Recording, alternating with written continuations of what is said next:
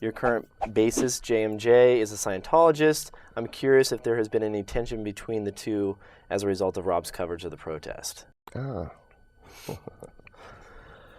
Well, not that I know of, no. You know, and I'll use this as a platform, I guess, to say, when we were looking for a bass player, Justin's name popped up and he was interested. And I've always heard he's a great bass player and a nice guy.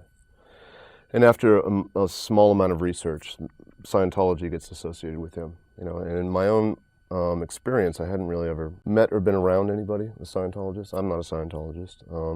I'm also not religious in any way. And we auditioned him, and he seemed like a cool guy and a nice guy, and he's a great bass player. And we decided to move ahead. And shortly thereafter, being in the band, we had a very frank talk where, or when we were, at some point in the initial stages, he and I sat down and just had a frank talk about respect and do I feel there's a problem that he's a Scientologist? I said, I don't have a problem with that, you know, but most of what I know about it is what I've heard through a biased media that portrays things as what, you know, crazy stories. Right. You know?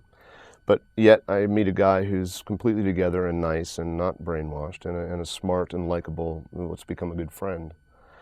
And he said, all I'm looking for is, you know, a respectful situation to work. And I said, so am I. You know, I'm trying to help provide that. You know, I'm a recovering addict. Is that a problem for you? You Right. know? All right.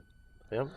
And there hasn't been any kind of issue like that. And it was just a matter of human common sense and tolerance. I mean, if you want to get into it, if you want to put Christianity on one hand and Scientology on the other, what's created more problems in the world. Right. It's not an argument I think a Christian would want to get into. Right. You know, all of that's we've in the band for the first time. Really, I feel like we are all friends and respect each other, and the crew and everybody likes each other, and it's finally adults going out and trying to change the world. You know? Yeah.